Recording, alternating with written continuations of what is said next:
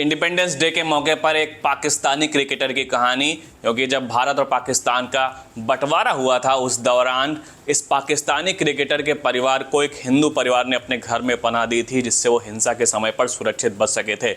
जी हाँ, हम बात कर रहे हैं पाकिस्तान के पूर्व कप्तान इंजमाम उल हक की। बता दें, भारत और पाकिस्तान के बंटवारे से पहले इंजमाम उल हक का परिवार हरियाणा के हिसार इलाके में रहा करता था और वो हांसी में रहा करते थे। लेकिन जब भारत और पाकिस्तान के बंटवारे के समय हिंसा भड़की, तब इंजमाम उल हक का परिवार बहुत असुरक्षित महसूस कर रहा था। इस दौरान उसी हांसी इलाके में रहने वाली पुष्पा गोयल नाम की महिला ने इनके परिवार को पनाह दी थी, जिसके बाद इंजमाम उल हक का परिवार उस हिंसा के दौरान सुरक्षित बच सका और वो मुल्तान तक सुरक्षित पहुंच सके थे। लेकिन इसके बाद जब इंजमाम उल हक भारत के दौरे पर आए तो उन्होंने यहाँ तक कि ब्रॉडकास्टर्स के सामने भी एक ख्वाहिश रख दी थी कि मैं एक बार उस हिंदू परिवार से मिलना चाहता हूँ या हांसी विजिट करना चाहता हूँ, जिससे कि मैं उनका शुक्रिया अदा कर सकूँ।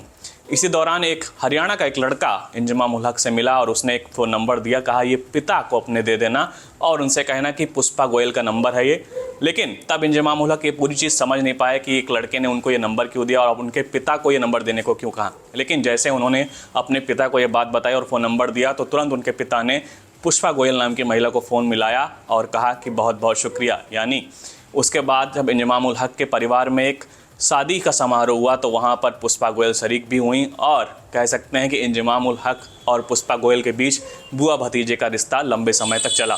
और कह सकते हैं इंजमाम उल हक और उस पुष्पा गोयल नाम की महिला के बीच एक बुआ भतीजे का रिश्ता बन गया।